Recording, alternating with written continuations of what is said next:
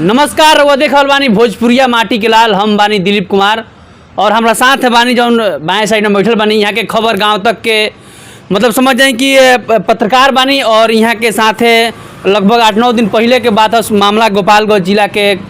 पंचदेवरी अंचल के अंतर्गत आदित्य शंकर महतो जी से एगो यहाँ के विवाद हो गई बाटे। हमने के जाने के प्रयास करम से आखिर विवाद कौना कारण से भइल और यहाँ के संग कौन बर्ताव कैनी आदित्य शंकर महतो जी, तमाम हमने के बातचीत करम सन। सबसे पहले तो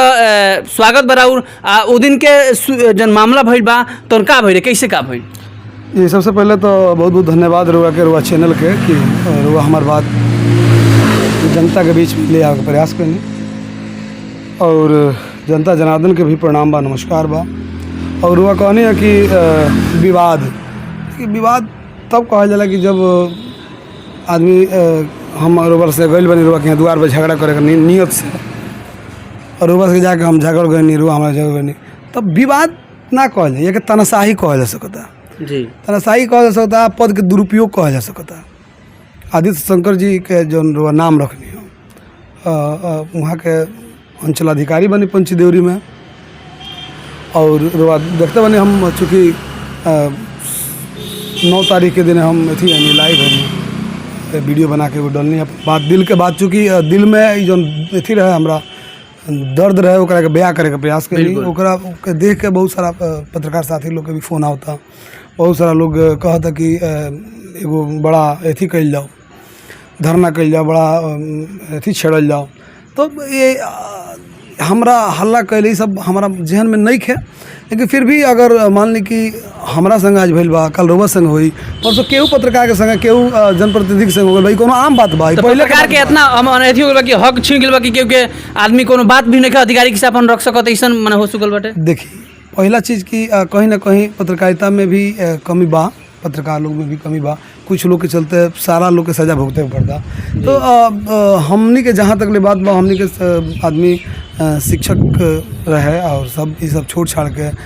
सारा चीज़ छोड़ के एगो समाज सेवा के नियत से पत्रकारिता ज्वाइन कर गई। और 5 तारीख के दिन वहाँ के सीओ साहब के खिलाफ कुछ वीडियो रहे, हमारा लगे फुटेज रहे जिसमें वहाँ कुछ पैसा से लेन देन कर वो लंबा बड़ा व्यवसायी घुस ले रहने के विषय। हाँ, वो बड़ा व्यवसायी बनन वहाँ के व्यवसायी से मोटन रकम लेत में वहाँ के एगो वीडियो हमारा मिल रहा है और एगो फुटेज रहे जिसमें वहाँ के अपना कार्यालय में बैठल बनी एगो कुछ महिला लोग गइल बा, कुछ पुरुष लोग गइल बा, फरियादियों का लोग गाली उली देकर भद्र गाली देकर भागा होता नहीं। तो 2 वीडियो हमारा मिला, वो वीडियो के सत्यापन करे खातिर हम 5 तारीख दिन लगभग 5 बजे करीब में शाम में हम पंचदेवरी गनी अंचल मान चूँकि हमारा जो कार्यालय बा जो स्थायी हमारे प्रखंड हो अंचल हो, तो हम गनी तो सीओ साहब अपन गाड़ी से आवत रहनी वहाँ के अथी से बाहर निकल के। तो आए जब तो हम बोलने कि सर थोड़ा सा रुकल जाओ। क्या सत्येंद्र जी, चूँकि वहाँ का हमारे जानते नहीं कि सर कुछ रुआ खिलाफ में कुछ ऐसा वीडियो बा हमारा लगे जौना के मेरे रुआ हे तरह के नज़र आ रहा बने। वहाँ कहने के तन दिखाई तो वीडियो, तो हम सीधा हमारे कहने हाँ ये कोई वीडियो बा, इनमें कहाँ ले सच्चाई बता देख ली। बिल्कुल। तो हाथों से मोबाइल वाले हम मोबाइल छोड़िए तो नहीं रुकिए ना, हम देख रहे हैं, देख दे रहे। जब वहाँ के देखा नहीं पैसा लेन देन में, जब वहाँ का अपन सच्चाई देखनी तो वहाँ का आग बबूला हो गई, मोबाइल धो लेनी, मोबाइल दी रख लेनी। तो मोबाइल हम कहे मोबाइल दी वो उतर के ढा हो देनी हमरा के ढा देनी। हाँ भाई सीओ साहब, हाँ तब हमको जब ढा हो दिए तो हम गिर गए। हम मालिक हम तो ये थोड़ी थे कि हम लफड़ा करने गए हैं, पूरा हमारा देह स्ट्रांग है, अब जा करके हम किसी के काला पकड़े चाहे, ये तो हमारा मन में रहे ना, द्वेष तो कोई था नहीं उनके प्रति। तो हम गए नहीं, जब बाद से जब गिर गए तो 1-2 लोग आयल से हमारा 1-2 जना फ्रेंड वालों देखल तो का बोल कर उठाओ का बोल सत्येंद्र जी का बोल पत्रकार साहब कह कुछ ना आई सीओ साहब हमारे मोबाइल ले लो। तब कहने गए वो लोग कॉल कर मोबाइल का बोल मोबाइल दे दी, मोबाइल दी तो तब अब लगे बोलने की देखिए मोबाइल आपको हम नहीं देंगे, मोबाइल मांगने आएंगे तो अब आप केस करेंगे, झूठा मुकदमा में फंसा देंगे, बर्बाद हो जाएगा। तो हम वहाँ से चले गए, जाके थाना से कैसे संपर्क में जो लोग हैं उन लोगों से बात हुई कि इस तरह का मैटर है। सब लोग बोले गए छोड़िए पदाधिकारी हैं, वो ठीक नहीं होगा, कुछ कह दिया होंगे, मोबाइल आपका दे देंगे, हम बोल देंगे। 6 तारीख के दिन शाम में 4 बजे, चूँकि सैटरडे दिन था, शनिवार था, ये गए थे जनता दरबार में, उधर से लेट से आए हम, तो पहले ही गए थे तो पता लगा कि जनता दरबार में गए हैं। तो 4 बजे करीब में जब हम गए तो कार्यालय में बैठे थे, तो हम बोले कि सर अंदर आए, तो बोले कि हाँ बोले कि आइए, क्या बात है बोलिए। अरे वही मोबाइल, तो मोबाइल मांगेंगे तो आप कोई कल बोले ना, समझ में नहीं आ रहा है, ए तरह बोली हाँ गाली सीओ देवे साहब। गाली देवे लगनी वहाँ के एकदम जब यही कहते हैं कि भाई काहे गाली रो देता नहीं हाँ हम अपन मोबाइल निकल कैमरा कर खाती हैं तो कहें कि वो मोबाइल तार छीन ले तो हम भाई कहें भाई अकेले आदमी बनी तो मोबाइल हम रख लेंगे कुछ थोड़ा बहुत कुछ ही हल्का फुल्का में थोड़ा सा रिकॉर्ड हुआ उसके बाद से सिपाही पहलू से कहूँ अपने वहाँ के चिल्ला के जल्दी इसको बाहर कीजिए तो सिपाही पहलू हमारा बाद में धाका देकर बाहर निकाल दे हुए बाहर निकलने के बाद हम शाम के फ़ोन कहीं वहाँ के कहीं कि का सर मैंने ये कुली बात हो गाली उली देने लगे फ़ोन पर भी उसके बाद से हम फ़ोन करना बंद कर दिए और बोले कि जाओ जो करना है कर लो हम जो है कि डीएम साहब हमारे गांव के हैं सीओ साहब धमकी दे माने डीएम साहब हमारे गांव के माने डीएम साहब हम के जिला के वहाँ के गांव के वहाँ के सवार के हम बानी हमारे कुछ ना हो तरह जो करे बतन करियो तो वो हम कहीं ठीक बा भाई तो यह बात बा ओकरा बाद से सुने माइल के 8 तारीख की 8 तारीख के दिन के डेट में किस कदल बनी हमारा पर झूठो ही तो मान ली कि अब ये तो बात बा अब आदमी जनता के आवाज सच्चाई देखल तो लोग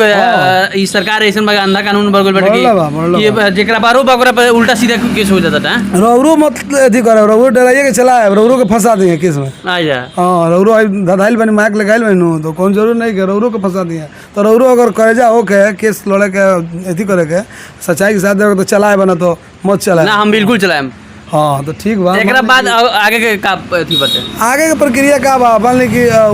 झूठे हमारा केस कैले बड़े तो हम तो भाई सच्चाई हमारा प्रति बा सारा लोग हमरा के बोलता सारा लोग कह डांटा था कि रउरा पर जब ये तरह के बात बता रउरा क्या नहीं केस करत जी सारा लोग एकदम तैयार हो गए हमके जब देखल भाई सब कुछ करे खातिर जब बाजार में जब जाके पूछी ब्लॉक के अंचल के सामने केहू अगर उनका नीमन कह दे तो जाके पूरा जवार पंदेरी पंचल में घूमी अगर नीमन अगर 10% लोग उनका पक्ष में अगर सही बोल दे तो जौन कहीं तो 90% लोग उनका से द्वेष बा उनका अंचलवा में जो कार्यालयवा में लोग जन बा नु अधिकारी जो छोट मोट जो कर्मचारी बा उ लोग बा उनका से परेशान बा उ लोग उनका से त्रस्त बा हम ई जमुना हमनी के बैठल बन सनु ई जमुना में भी रोज जाके बाजार में पता कर सकतनी रोज जाके पंदेरी पता कर सकतनी राजेंद्र मोड़ पे चौराहा पर हर जगह जाके पता कर सकतनी सारा लोग अगर रउआ के सरकारी पदाधिकारी के द्वारा अगर न्याय नहीं मिल पावत तो अगला कदम का रही एकदम न्याय मिली काहे ना न्याय मिली महाराज मान ली कि जे ये एगो प्रशासन में नहीं खन हो इनका ऊपरों लोग बा एसडीएम साहब बानी हम वहाँ के आवेदन लिखे जा रहे बानी डीएम साहब के आवेदन कर हम मोबाइल से अथी कैले बनी टैग कैले बनी सब लोग हमारे देखल बा सारा लोग कहीं ना कहीं विचार करी